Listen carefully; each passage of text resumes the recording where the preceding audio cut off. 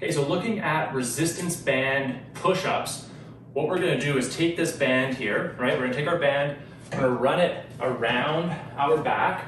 So you wanna have it coming around your shoulder blades, right? Maybe not so much across your low back. You wanna have it more across your shoulder blades and underneath your arms. You're gonna kind of hook it in your thumbs here, right? The band is hooked on your thumbs, and we're gonna get into that push-up position. Okay, so I'll go this way.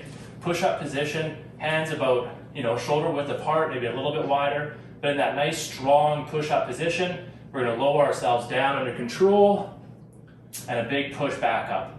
Lower under control, big push back up, and that band is gonna be pulling us down, right? So you wanna keep your abs real tight and stable that whole time that you're doing your band resisted push-ups. Okay, and if you feel like your back is going here like this, then you're gonna wanna stop that, get a little bit stronger with some planks and some core stability exercises before getting into an exercise like this. But if you can handle it, great exercise for developing some upper body strength and progressing your push-ups.